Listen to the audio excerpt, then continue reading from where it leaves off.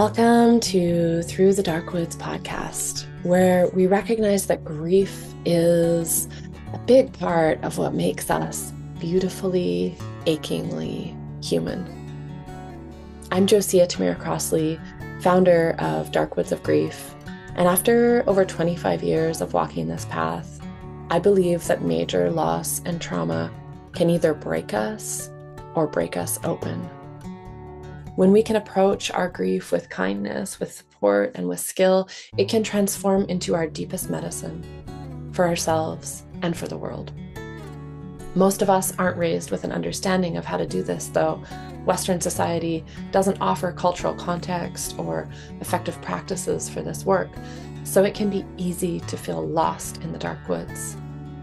This podcast is designed to be a light in the dark, and it's for two kinds of travelers on this journey. If you're walking through grief yourself, whether from death, divorce, diagnosis, or any of the thousands of ways that life asks us to let go, you'll find companionship here. Tools grounded in embodiment, permission to feel it all without the story that there's something wrong with you. Spoiler alert, there's not. Feeling deeply is a healthy human thing. And eventually, with the right support, you will reconnect with your own innate joy, aliveness, and you'll begin to find your own inner light within the dark. And if you're being called to tend to grief as a therapist, guide, coach, or simply someone who knows this work is needed in your community, probably because you've been through your own grief journey, this podcast is also for you. Because the world is calling for more of us who can hold spaces where suffering can transform into medicine and broken hearts become pathways to deeper connection. So whether you're seeking your own healing or you're seeking training to guide others, you're in the right place. So welcome to the podcast. We currently have at Dark Woods of Grief several programs open for enrollment, including the fall cohort of our level 1 grief tending and ritual facilitation training. You can learn more about this at darkwoodsofgrief.com/roots-of-ritual. Also, you can find that link in the show notes. If you're somebody who's already holding space for others, you're a therapist, coach, bodyworker, yoga teacher, group facilitator, or you've walked through deep grief yourself and emerged with a calling to help others navigate their own dark woods.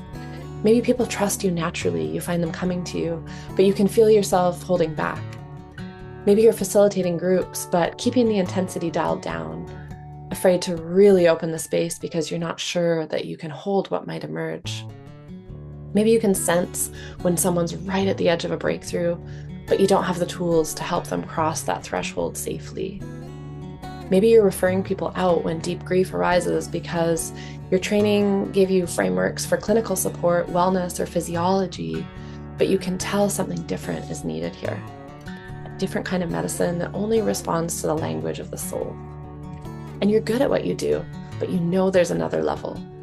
You want to cultivate that unshakable presence where you can hold transformation without contracting, where you can trust yourself to meet whatever arises. You're ready for something deeper. You'd love to expand your skill set so you can support people to alchemize their pain and suffering into the medicine it can be. You'd love to go beyond theory and fine-tune your level of presence so you feel confident meeting the moment no matter what arises. You want real, relevant, tangible skills and structures that you can actually use to meet the needs of the folks you're here to help. And maybe you'd love to be held yourself in a circle of other practitioners who aren't afraid of being with each other in grief. Then this training is for you. So definitely check it out at darkwoodsofgrief.com/roots-of-ritual. And as I mentioned, link is in the show notes. So I am super excited for today's episode. Here we go. Okay, so welcome everyone, and thanks for listening today. I'm here today with Aiden Lamb, and I'm so excited to talk to you, Aiden. Welcome. And Aiden, I've known for, I guess, like 4 years now. Has it been like 4 or 5 years? Feels like longer. And yeah, that sounds right. Yeah. Aiden did the first iteration or the first cohort of our grief tending and ritual facilitation training at Dark Woods of Grief. And so we got to spend a lot of time together in retreat. We had 3 retreats that year and lots of deep work together. And I've just like had such a deep appreciation for Aiden and just what he brings to the space and just such a considered, reflective human and yeah, just such appreciation for the work that you do in your community. And I think you came into the training already as a facilitator, facilitating, acro yoga and fest like gatherings, and like you're really, really a networker and community builder in Edmonton, especially in the queer community. And yeah, and you just have, well, you've been holding circles for a while, right? And you'll talk about that, I'm sure, but you just held your first like bigger kind of grief ritual at quite a large gathering that you uh, created. So thank you for joining us, and I'm so excited to hear what you have to say. I'm excited to chat with you too. It's been a while. It has been a Right. while, I know. Yeah. Yeah. So, yeah, tell me about maybe like the process that kind of like led you to getting to this point where you were like, okay, I'm gonna do this on like a bigger scale. I'm going to do this gathering and bring in a grief ritual. What did it take you to kind of get there since you did the training? So I think that when I did, I mean, first off, when I did the training, I was pregnant. So that was like just like a big time of transition in my life anyways. And then I mean, jumped into being a parent right away. So that was like its Huge. own initiation No and, kidding. and Yeah. process. So, and even in that, like in that year, I was hosting some smaller grief rituals in my house. I was, yeah, just like on my living room floor, would do like a writing practice and just like have like a little altar set up in the middle of the living room and would just like do something slightly different each time. And it was open to just like the queer community of people that I knew, and people could just come and show up for free and be in space. And yeah, I was doing that because it felt like it was like really needed in the Mhm. community. And then yeah, life just kind of like happened and I stopped hosting them for a while. And I had always kind of like had a dream of having a bigger retreat for the queer community. I think like especially in the world as it is right now, there's just like a lot of tension, not only in the community, but just like in the world. And especially like most people in the LGBTQ community are like feeling a lot of pressure and have a lot of grief. So it was kind of always my vision to gather a group of people together and do something like the Truth Mandala, where we all sit in a circle and like have a chance to feel those feelings together. But that also felt like a really like big and stressful space to hold. Um, just like, yeah, knowing the state of the world, I figured it would be like a very like big emotional journey. And I feel like I needed to like feel grounded and ready to like pull that together. But I think the biggest barrier is just like logistics and like figuring out how to gather people together and what that looks like and have the time and energy to like put together at least a day long thing because I don't feel like something like the Truth Mandela is something you can just like do and then leave. Like maybe it is, but when we did it in the time that we had together, we always had the weekends and it was always like a center point of the weekend where then there was like other things building into it and other things building away from it. And I just like the structure of having time to like build a bit of connection first and like be able to drop in and then have the grief circle and then be able to kind of like process the things that came up out of that. So I didn't want it to just be like a short thing. I wanted it to at least be a day long thing. And then last June, I got a job at a retreat center as the executive director. So that kind of gave me some opportunities. And because I already knew that I wanted to create this space, I was able to just like work into my contract right away that I could use this space for my own use a couple of times a year at like a fairly big discount so that I could like have a space to do something like this. Because like grief tending, while I think it's like completely valid to charge for it, has never been something that I want to like make a lot of money off of. Like it, um, yeah, like I think that it's very valid to like make a career of this. And it just didn't feel like what I needed to do at first, especially as like someone who's learning to hold this space. So and a lot of the queer community is just like struggling financially. And I didn't want to put like unnecessary barriers on being able to show up in this space. So yeah, in having a space for a discount, I was able to like give people like the opportunity to come into this retreat at a discount, or if people like weren't able to afford anything, they were able to come for free. So I was able to have like a lot more flexibility around that just because of the venue I happened to like have access to. But yeah, That's awesome. Good thinking, thinking ahead. yeah, I'm always thinking like way ahead of everything. Yeah. It's change as we go. But yeah, so I also at the same time had a vision of being able to connect with like a lot of queer parents. As somebody who has like a young child, it's sometimes tricky to be in like queer community because so many of the events are centered around like drinking or like being in adults only spaces. And while there are like some family events throughout the summer, they're still usually not like very connective. They're usually just like drop in, have some fun, and leave. And it can be hard to build connections. So simultaneously through this whole process, I've also been part of like trying to create a queer parenting group. So I was had a vision of like bringing all of that together, and so I hosted an event called Rainbow Threads Gathering, where it was a family friendly event where kids were welcome to like come as they are and parents were welcome to come as they are. And as a part of that space, I also had grief ritual available, so people were able to kind of drop into what they could, which Mm. was an interesting way to host grief ritual too, because I've always been like in your retreats where it's like part of a container where like everyone starts together and you have like your opening circle and then you're like building into these processes and then building out of these processes like I talked about. But when you have kids in a space and you have parents and the kids like we're mostly under the age of 7, like everyone has different nap schedules and needs, and the majority of the people are neurodivergent because there's just like such a big overlap. So like trying to get anyone to like come to something regimented and scheduled was just like not going to be Not possible. happening. So Yeah, nice. Yeah. yeah, I built the weekend with like a bunch of different kinds of workshops. And Saturday was like really dedicated to like the process of like grief for the adult portion. And then I had kids workshops running at the same time. So we had about 50 people throughout the weekend.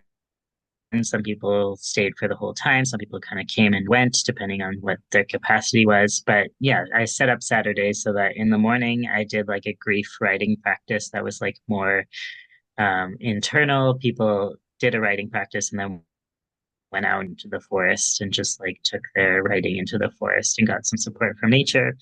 And then we had lunch and built into the Truth Mandala, which had, I think, around 12 people of the group. And we were able to cry together and process together, and it was a really sweet space. And I think I heard from a lot of the people in the circle that they had never been to anything like that before, that they were so used to like crying in their own space and not crying with people. And um, yeah, I think that there was a lot of bravery and courage in that space too, because we didn't get to create a container in the same way because people were all in and out of things. So people were just dropping in to the space that they could. And yeah, they had to like put a lot of trust in the fact that I could hold that space for them and that they were welcome as they were in that space. And um, yeah, it was really nice to just be able to have a lot of space for people to process together. And then we were going to have an ecstatic dance, but that ended up not happening, and it ended up I don't think being what was needed. So um, we had a circle that was made of sticks, and they just like offered that everyone take a stick and like find a place for it to go back into the forest, and people kind of just like did their own thing and drop back into the space however they could. And that felt like what was needed in that space. Yeah, it was really powerful. And I think that even though it was just like a smaller section of the group, the feelings really like permeated through the whole group because I think that you can't like have ritual and like intense grief ritual and have that not like ripple out. Um, Yeah. even even just like committing to the space and like knowing that people were going to come. Like as soon as you commit to ritual, the ritual starts and the feelings start happening. And there are definitely like people that were processing things before the grief ritual even started and bringing that into the container, knowing it was going to happen. So, yeah, I think it was a beautiful space that was held well by the community. And Mm. I get the sense that a lot of people left feeling a lot more connected and lighter from the weekend. And I'm, yeah, Wow. excited to see what it turns into. Nice. That's so beautiful. It's interesting too that you were going to dance, but then you adapted. Because it's interesting how things have kind of evolved last year, actually. Because we used to like when we did the retreats, and you came to it was like we used to like really dance hard like after the Truth Mandala, and I've been finding it's kind of I had a friend assisting this year, Kat Wilson, and she just brought in, she's a dance facilitator, and she brought in like a lot more softness than what I used to bring. And like it's been quite incredible to just see how having that kind of more soft, it's still movement, but having it be more soft and kind of is, yeah, it's like, I don't know if it's just because I'm like going through perimenopause, getting older. I'm like, you know what? This is nice, actually, like not like having it be so high energy after. And so, yeah, I think it's like, it's always evolving, right? And it's like, just, I love that you just kind of like adapted to the situation and found another little ritual that worked to help people integrate. Yeah, and I mean, I think the way that I host ritual and that I've seen ritual often work best is like having a plan, but then also like letting it be flexible because without, yeah, like if you're not leaving space for like feelings to be as they are, for people to show up as they are, then like are you really like doing what is serving the group? So Yeah. yeah. No, I 100% agree with that. It's like, yeah, have a plan and then let the ritual kind of let the ancestors, let the moment, let what the energies that are coming help guide us, right? Because if we're, yeah, exactly, if we're not listening to that, then we're just like out of alignment and attunement with the group. So it can be, it can, and that's the fun thing is that the fun and also the kind of stressful thing though is that you're like, I never know what's gonna happen. So how was that? Talk about the like how you were feeling going into it as like the first kind of bigger ritual that you held. How was it to like even leading up and then yeah. Yeah, I mean, I feel like when I say like committing to a ritual is a ritual in itself, like I feel like it was like a 2, 3 year process of like, okay, I want to hold this space. I already know this is something I want to do, and just like working through that. I think I've also been like working through a lot of imposter syndrome in the last year and realizing that I'm like very capable of many things that I like just like see myself as maybe not capable of, and getting a lot of feedback that like I am capable and like working through those pieces. But I think especially in the like month leading up to it, I hadn't decided what I was doing for a grief ritual yet. I had put a grief ritual on the schedule, but I hadn't like decided what that was going to look like. I also hadn't had the early morning grief ritual in the schedule either because I was leaving it open because I had somebody who was maybe going to do a chat and then that fell through. So um, I was doing a job where I was doing some yard cleanup and just like did like 6 hours of pacing and listening to like my more ritual music and was like, hey, I'm just gonna like clean this yard and like decide kind of like just like process some feelings around this and like see what's needed in this space.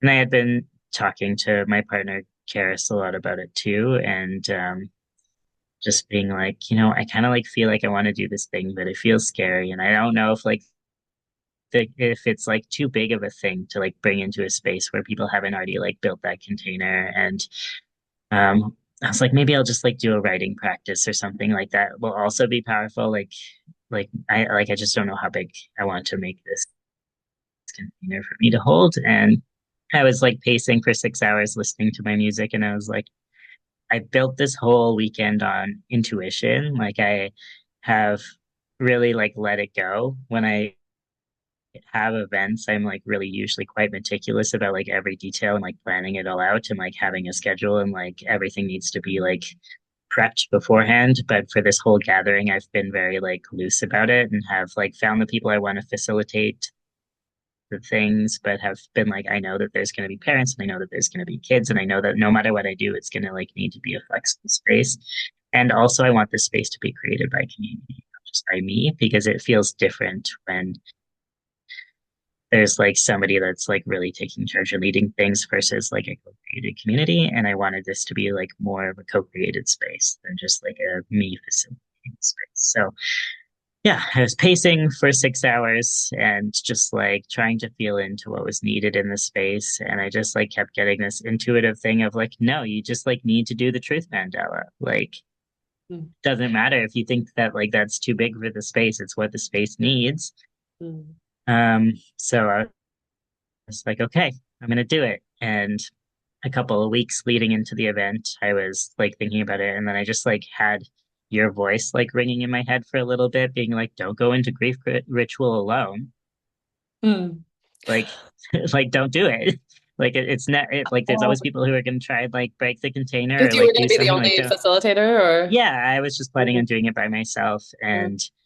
and I had connected with somebody, um, Kit Sala, who is like an amazing facilitator of many things, and Um, we hadn't actually had like much time to chat, but we've like kept crossing paths, and I just happened to like add them on Facebook, and they were like, "Hey, can I like reach out to you about some of like the ideas I have and I that I like need a space for?" And I was like, "Hey, do you want to like help facilitate some things at this thing?" And we ended up having like a chat for like an hour, and yeah, they just like I felt like we were like really vibing in space together, and I didn't ask them at that point. I like sat with it for like another week, and just like kept having the like don't go into grief ritual alone spiraling in my head. And I was like, well, who do I like ask to hold this space with me? Like I don't I don't know like who is like capable of holding this space. I've never like done this with anyone. None of the people even like know what this is.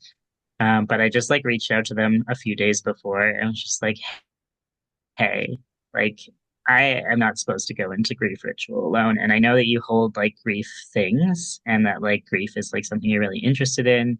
And like, would you like if I send you like what the name of this grief ritual is, could you like look into it? Would you be like comfortable like just like being an extra support person if needed? Like you don't need to do anything, just like be an extra person. And they were like, yeah, of course. So yeah, they came, and also we're like, which was good because there was like the kids group happening, and I was like, I don't want kids to come into this container. So then the person facilitating the kids group got Kitsala's number so that like they could like communicate through text if any of the parents were needed. So then they were Yeah. just like checking their phone regularly because I was also like, I've never done grief ritual with kids around. Like Totally. Yeah. um so they were able to like have that communication thing so that the parents could also feel comfortable being in that space, being like, if we're needed, somebody will text and we will be able to still like leave this space, even if the kids aren't able to leave this space. So Nice. and then yeah, they offered like a beautiful song at the end of they like came up and they were like, hey, this song is coming through. And I was like, I listened to that song for like half my labor. I love that song. Let's sing that song. So yeah, we ended the grief ritual with this song, and I think that that was like really it was great that they were able to bring that to that space. And yeah, I did feel like very capable of holding the container, but it was nice to just like know that there was somebody else there that if something came up. So yeah. Yeah. Beautiful. I love it. And I love just even like the intuitive process of like choosing who would be your co-facilitator because it's so like it has to be such an intuitive process, like it's not necessarily like someone who has all the right training or all the right degrees, or like it's just not like that when we're holding this kind of space. It's like very like, can we attune to each other? You know, are they a strong enough facilitator? Are they going to be able to like step forward if, you know, something's needed kind of thing? And so that's awesome. I love it. Yeah, and I also like there were quite a few space holders in our space through the weekend. Like we had like midwives and doulas and therapists and like there were like many space holders in this space. So I was like, I know that if I can't like really hold this space, people aren't going to be able to drop in. Like I, Yeah. I like everybody is also capable of like doing some cross care and like help of each other. But like I need to like create a container that's like really solid so that these people can also feel comfortable like leaning into this space. So another thing I did throughout the weekend, which I got like lots of good feedback on, is I gave everyone little bags like when they got there, and they had little rainbow bracelets in it with like a little note that said like, if you feel like you can hold space for people, put this bracelet on. So then Mm. throughout the weekend, if people were feeling like they could be a space holder, they could wear their bracelet, and if they were feeling like they didn't have capacity, they could take their bracelet off. Because I was like, there are so many space holders in this space that are like capable of holding that, but I also don't want them to like have to hold that. So I think that like at every time throughout the weekend, I looked around and there were at least like a few people wearing their bracelets, and it was like almost always different people. So Nice. it gave people the opportunity to like step into that mode when they were feeling it, but also like step out of that mode needed to.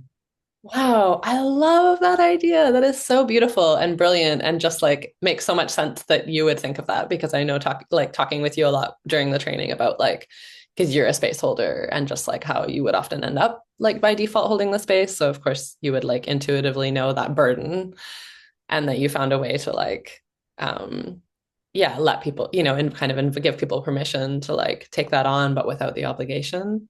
Incredible. That's just like speaks so much to me to like your specific gift that you have, you know? That's really Yeah. It was also for me too, because I was like, if I'm not wearing the bracelet, like yes. I'm doing a I'm doing a lot of things. I'm not always going to be able to like hold space for everybody. Yeah.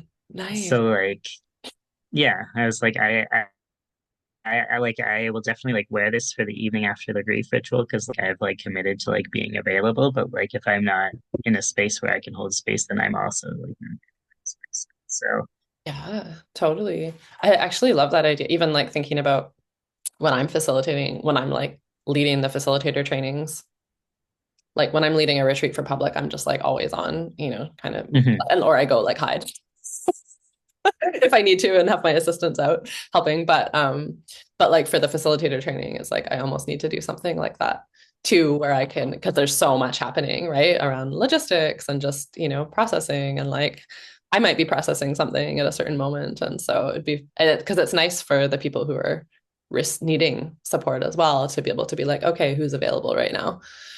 mhm, I love that. Beautiful boundary. yeah. Hmm. Yeah, and I don't know that I would do that in every container, but just like looking at who signed up, and I was just like, yeah, there's like therapists and midwives, and like I originally was gonna have a couple of people come into the container to be space holders, and then I was like looking around at who was there, and I was like, I don't think I need that. Like, Hmm. there, this like almost this entire space is space holders, so like if we can just like collectively if this is a community event and everyone's supposed to like contribute what they can and take what they can, then this is also like another way we can do that. I don't need to necessarily like have people who are on as available to talk to you. Totally. No, I love that. I love that. I'm like totally applying it to because I'll often have like a lot of assistants there too, like in like alumni Mhm. stuff like that, but they're not always on also, right? So that's such a good idea. Brilliant. Okay, I'm learning. Yes. Cool, cool. Okay, so yeah, what else? Okay, so yeah, so you kind of went through this whole process of just like, and I love that you were like working outside while you were like kind of in the process of deciding. I've been in my garden so much the last couple weeks and I'm like, am I just avoiding my work, the work that I'm supposed to be doing? And then I'm like, no, there's something deeper like there's something that happens when we get in our physical bodies, right? And actually like move energy in that way. So I love that was a part of, I think that's such an important part of ritual process actually is like that, all of that dreaming time that we do that is, you know, can be active. So very cool. And then like what about like leading up to like, as you're in, coming in to the ritual and like, and then versus like kind of as you went through it and started to kind of just like see the process unfold in front of you. I'm just like curious about that. And then the integration, like how was the arc of feeling for you? Yeah, I think that for me, the most like anxiety and stress always comes in the lead up. Like that's always like my like big time where I'm like figuring out the pieces. And then once I've like arrived, I just like drop in and I usually feel more okay. I think that like the weekend was tricky because like I also had my kid there and That's a uh lot. That's a lot. Oh my gosh. Yeah. so I was also being a parent and like Jana, my co-parent, was had like committed to doing like most of the parenting, but then also like my kiddo didn't sleep very well. So then there was just like a lot of that. And I had five different childcare people that I had tried to get for the month, and like everyone just like kept dropping out last minute. So Oh my we had gosh. like we only had the whoever was like the leader of the like kids group, and I didn't have like much support otherwise. I had one person who was kind of like volunteering and like helping out as he could, but yeah, so it's kind of just like on parents to also watch their kids, which was really like not what I wanted, but just kind of ended up being what was happening. So then there also wasn't like somebody that was dedicated to like helping watch our kid either. So it just kind of like made things like a little bit tricky. And yeah, the Friday was like a pretty relaxed day. It's just like arrive, we're having a potluck. One of my friends who was a facilitator was doing like a I can't remember what exactly it was called, but it's like a self-love check-in kind of thing in the evening, and that was like the only thing that happened. So people were able to like drop into their bodies a little bit Mhm. if they wanted to participate in that or like go sit around the campfire. And it was just like a very quiet um like arrival so that people could get used to being in the space. And then Saturday morning I started like the the first um yeah, the first grief ritual with the writing practice. And I was really like not worried about that space at all because that was like very similar to what I had been hosting Right. inside my house a lot, and it just like it felt like an easy thing to do. I was also like, okay, I'm gonna like facilitate people doing a writing practice. It's gonna be like 5 to 10 minutes of me talking, then they're gonna do their like 7 minutes of writing, which I've taken from you. I don't know why it was 7 minutes and why you decided on that, but that seems like a good amount of time. And then I'm just gonna like send them into the forest. So like Nice. it wasn't a lot of space for me to hold. It's just like I just want to make sure everyone comes back from the forest, that no one's gotten like lost on the trails, and we can just like do a little quick check-in. But for the most part, it's more of like an internal process. And yeah, so I just had like the morning to drop in a little bit more myself too. I also like while people were out in the forest went and started like gathering sticks and things because I wanted to create the circle for the mandala. I think that it's really nice to have it like set up some nature things. So I was like, well, I'll take this opportunity to go collect some sticks and things from the forest that I can like build this with. And I had brought a lot of things from home as well, but that also was like part of the ritual for me. It was like, okay, this forest is also going to like help support this space inside. So I'm like bringing all these things inside. And then, yeah, was it was a bit stressful getting to the mandala because I was also like trying to get that was like the only thing that I had told people was gonna like start on time. I was like through the whole weekend, like nothing is gonna probably start on time, and that's okay. And you can arrive as you want, and like you can come halfway through a workshop if you want, and like that's gonna be okay. But like for the grief ritual, we're starting at a time and we're ending at a time and we're creating this container together. So I think there was also like a little bit of anxiety around like people showing up at on time. Like everyone was like a little bit like we all suck at like showing up at a time, and we have to like figure out our kids. And I we Totally. had we had like a few of the parents that were like a little bit more, and kid people who didn't have kids who were like a little bit more dedicated to watching the kids during that time, who just like committed to not coming to the grief ritual so that like the kids were well watched during that time and people didn't have to worry about it. But I Nice. think there was just like a general stress of trying to like get everybody into the space at a time with that. And Mm-hmm. yeah, so I was holding like a lot of energy in that sense. And like most people had never done a grief ritual before, had like never done anything like this. So I think that there was like a lot of anxiety of like, what is this going to be? Like, it seems like this is an important thing because Aiden keeps talking about how it's like there's a time and you have to be there and like it ends at a time and like kids aren't allowed in this space and you can't come in. So I think there's just like a little bit of like a nervous energy that was also like permeating through me. Mm-hmm. And then once we got settled into this space, I think it was also like tricky for people to start the circle, which was like an interesting thing to facilitate. I feel like because I've been a part of your groups where it's like all facilitators, this is all familiar, people kind of like just jump in back to back and there isn't like a lot of space in between. But there was like a lot of time where the circle was empty. Yeah. And I was like, what do I do about this?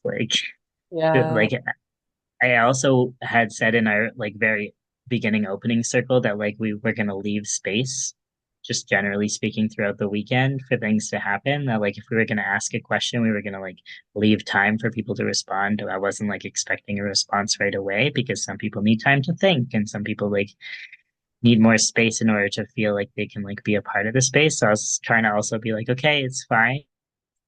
Yeah. Like maybe sometimes people just like need some space. Yeah. And yeah, there were a couple of times where I was like, do I like call someone out or like do I say something or like how do I get people to get into the space? Yeah. But the beginning was a little bit hard and then people started to get used to it. And um, we also did like a mid-circle break, which I had never really done before, but it just like felt like we needed something. Mm. So I was like, and people were starting to try and like leave to go to the bathroom. And I was like, it feels like the energy has like gone to a point where like people are feeling like pretty uncomfortable. Yeah. So I was just it's like, you know what? We're all going to stand up. Everyone's going to like shake out. If you need to pee, go pee. If you need to get a drink, get a drink. We're going to just like take 5 minutes to just like wiggle and just like do whatever needs to happen. And then we're going to sit back down. So we Nice. did that. And I think that like after that point, people were like more comfortable going in like one after the other. So Nice. yeah, Yeah. Yeah. You just had to kind of move the energy a little bit in a different way. yeah. Yeah.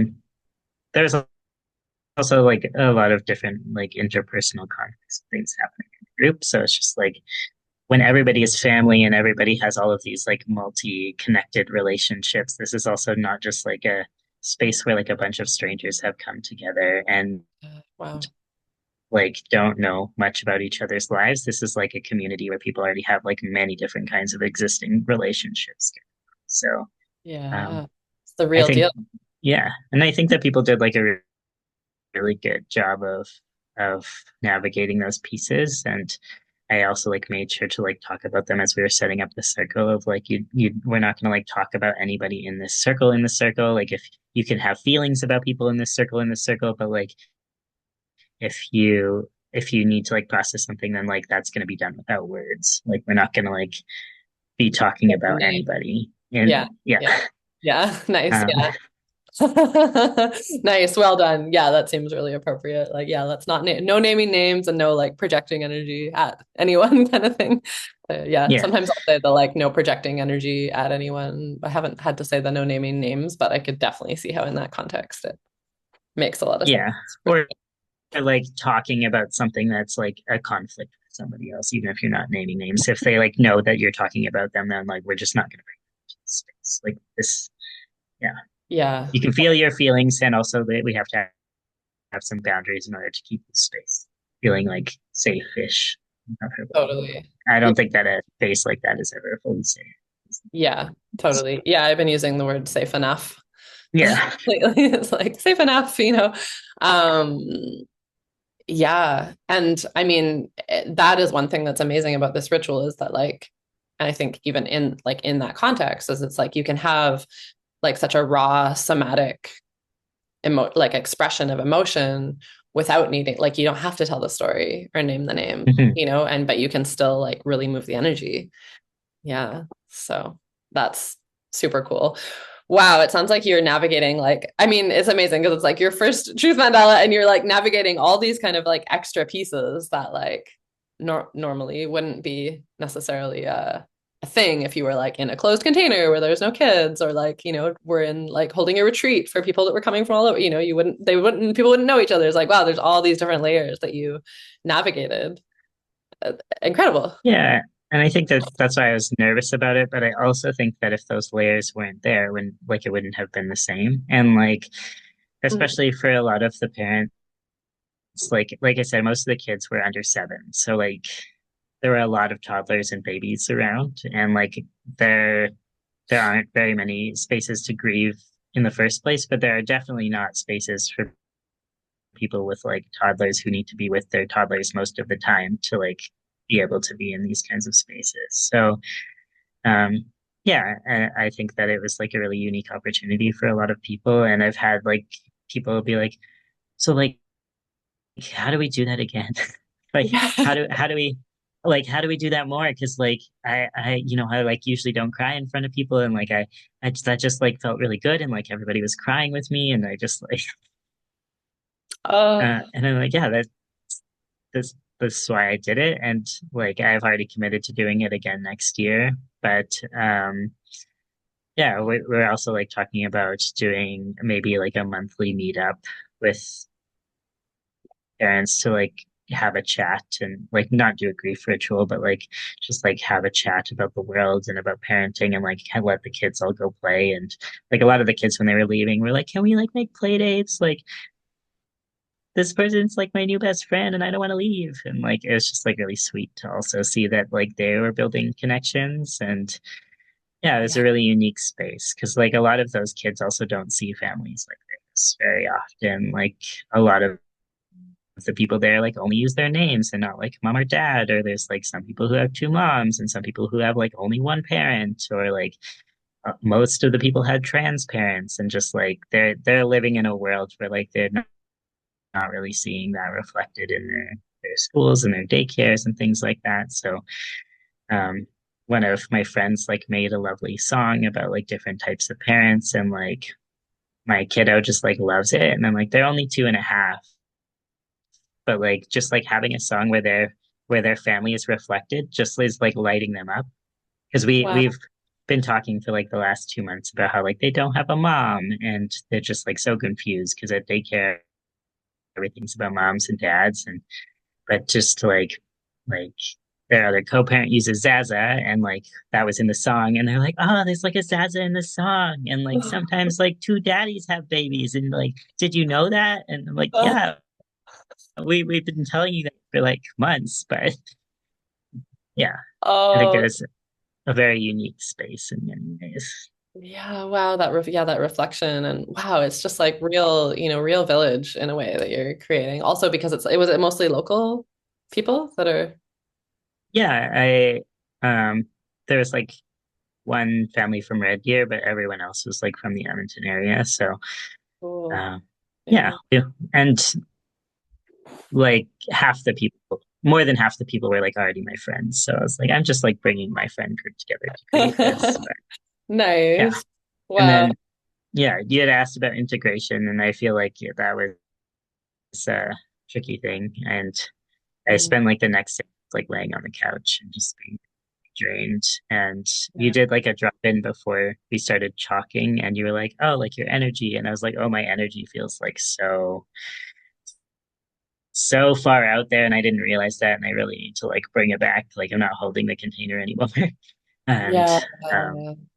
yeah, Totally. I think that there were like a lot of really big things that happened on the weekend, like in my family, but also other people's families, like good and hard and all of the things. And just like being able to kind of like come back to myself is a process always. I think also like the process of hosting a large retreat and then like going back to work right away is always like a hard transition. So Oh my gosh. um, Did you go back to work on Monday?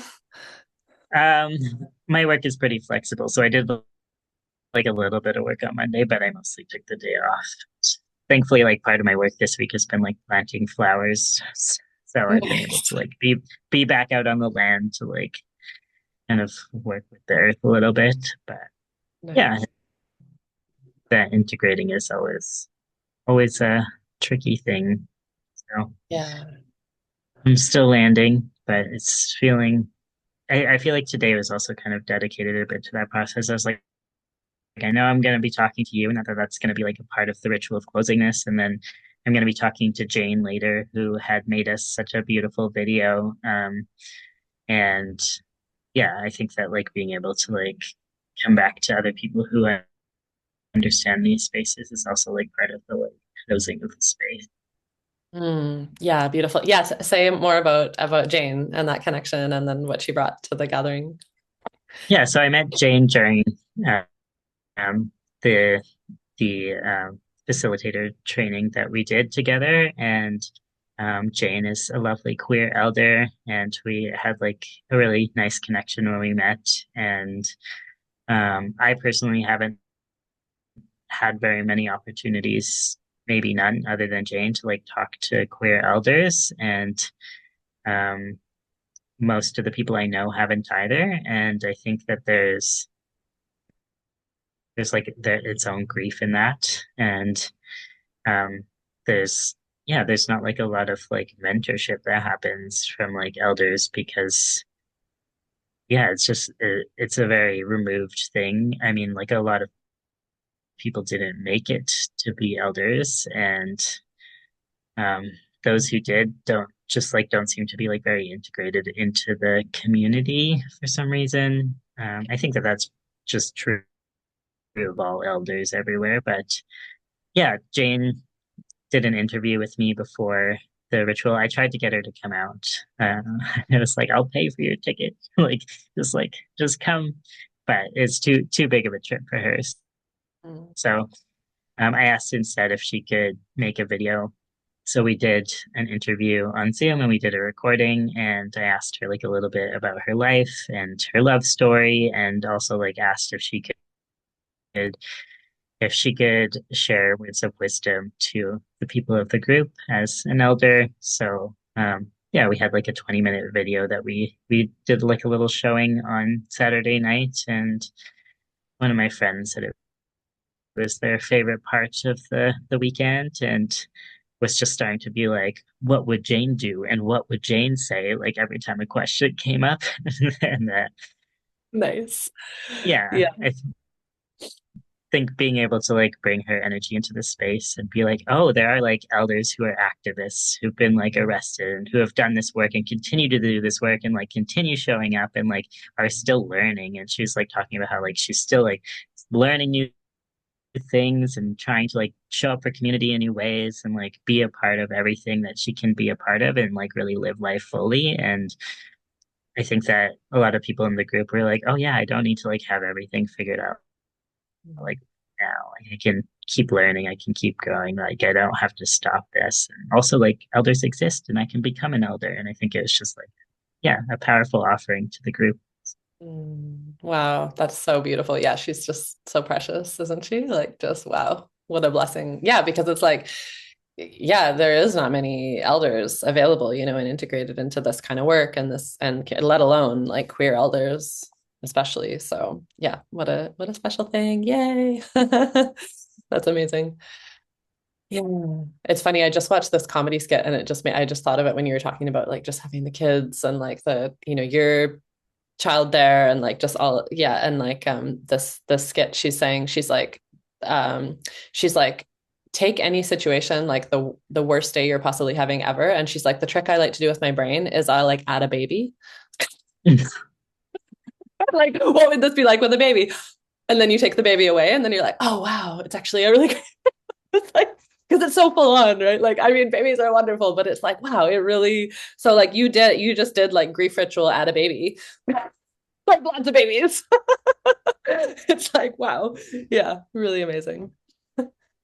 Yeah, we even tried to like record the song that my friend made, and his kid was like running around, and another kid was running around, and like the background, if we had a video, there's like his partner like trying to hold the kids off, and him just like singing and laughing, and they're just like trying to like hold the kids off and like also not jump in the fire pit and just like it was like this like if someone was taking a video of like this whole situation, this is basically the weekend. Just like chaos, but like we're gonna do it anyways. And like I think all of the parents left exhausted, but like I don't know, you kind of just like sometimes need to just like try to do it to like build community. And Hmm. it was also nice there were some like non-parents there that could also like help with things and help with the kids and just like be integrated. One of the community agreements on the sheet that I had was just like everyone is responsible for the children. Like if you're coming into this space, know that you will be responsible for the children. Like it doesn't Mm. matter if you have kids or not. Like kids are a collective responsibility, and like that doesn't mean you need to like parent them, but like we are all watching out for them. So if you see like a kid doing something dangerous, it's like your responsibility. And yeah, trying to just like create a village. And the Nice. kids also looked out for each other. Like the older kids started looking out for the younger kids. Yeah, it's Yeah. unique to come into space with.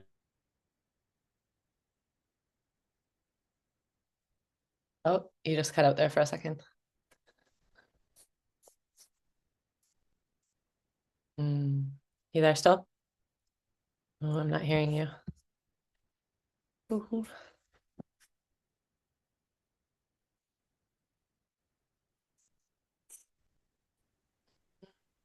Oh yeah, Ah, there you are. Okay, good.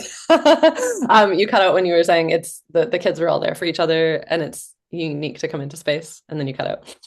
yeah. And I noticed you froze, so I just kind of stopped there. But just yeah, the older kids started looking out for the younger kids, and if we're creating village and we're trying Mm. to create grief ritual and we're trying to do all these things, I think that kids are often like overlooked in that process. But Yeah, totally. Yeah. uh, I'm also like dreaming of like going forward and being like, well, these kids also are going to have grief, and like how do we integrate them into these processes? Like, is there a way to do like grief rituals for kids, and like what does that look like? Because they need to learn. Like, so I think that like going forward, that will also be like part of like how do we give the kids space to like learn how to deal with these emotions and be held in community too. So Totally. No, I love that. And I think it's totally possible. Like I think it's not good to like expose them to our adult hmm expressions, but I think to have like parents all there and holding the space and then having those elements in the center, like how powerful is that? Like kids would be the best at it because it's like they naturally want to like make ritual and like work with elements already. They're already doing it like in the sandbox and in the world, they're constantly hmm the rituals. So I think I love that. And I can't wait to hear about how you manifest that. Yeah. yeah. And I mean, what such an amazing thing because it's like if I think back to my son is graduating in a month, so he's like 18. But like when he was little, especially, it's like it really is the like add a baby metaphor. It's like it is such a hard time, because of the culture we live in where there's no village and no layers of support. And a lot of us don't live around our extended family anymore, especially I would imagine in the queer community, there can be a lot of kind of what's the word, like estrangement and so to be able to like start to build that village in and make space for the grief and like just wow, I'm just totally blown away. Mm, yeah, so cool. Any last things you want to share with folks today? I'm feeling like maybe somebody needs to hear this. So um yeah, I think that there for me, a lot of my life has been built around intuition and not like necessarily knowing why. I think that I'm someone that like always wants to know why, but like rarely does something good in my life happen that there's like a clear why. But in terms of like grief ritual and doing things like this, I think that yeah, you don't always like need all of the answers of like why you want to do something in order to do it. And you also like don't need to not be afraid. Like I think that most of the people who people look to as like great space holders are like afraid a lot of the time. And I think it's just like the courage to move through that. And yeah, so if you're like wanting to start and be like a part of these processes or like join Josia's thing and you like don't know if you ever want to like facilitate or like I didn't know if I was ever going to want to facilitate anything and you were just like just come anyways. And I think that I'm just trying to like live my life a little bit more like that. So like just do it anyways if I want to do it and it doesn't necessarily need to make sense because I think that every time I do that, it ends up making sense at some point. Like the pieces all kind of like weave themselves together to get me to a point of like this makes sense. Like I also have been doing like labor doula training, and I'm like, where does that fit in my life? But I've also attended 3 births and was like a really integral part of one of those births, and like even if I do nothing else again, like that connection that I have with my friend and the way that I was like, able to show up for them, like that wouldn't have existed if I didn't say yes. And like, yeah, we don't always need to like it doesn't need to be a career path. Like I think that so much of capitalism is built around like, is this going to be my career path? And if it isn't, then like it's not worth going. But I think that if we're trying to move away from those pieces and like try and build community and try and build connection and build like something different, then we also need to like start stepping outside of those structures and just like if you're feeling called to do something, just like find a way to do it. Yeah, hell yeah. Everything you said. Yeah, because I mean, I think we're going to be living in a vastly different world in a few years. Like things are changing really fast right now. So it's really time to step out of those boxes and those systems and follow that intuition 100%. So thank you so much. This was so inspiring, and I'm just so grateful to get to reconnect with you and just hear about everything you're doing. And I couldn't be more grateful. So thank you. Thank you. Thanks for helping me land a little bit. Yeah, absolutely. This has been Through the Dark Woods podcast. Thank you so much for listening today. And you'll be hearing more from graduates of our grief tending level 1 and 2 trainings over the coming weeks. Our 4-month grief tending level 1 training, which begins September 15th, which teaches the somatic skills, ethical frameworks, and ritual structures needed to facilitate this work with depth and integrity. So we're currently enrolling for September 2026. And these conversations that I'm having with, past students, graduates, people who are now out there practicing the work will help give you a window into what becomes possible when we commit to this path, not just as helpful practitioners, but as living examples of what it means to walk through the dark woods and return with gifts. So whether you're here seeking your own healing or training to guide others, you're in the right place. Thank you so much for listening, and check us out at darkwoodsofgrief.com.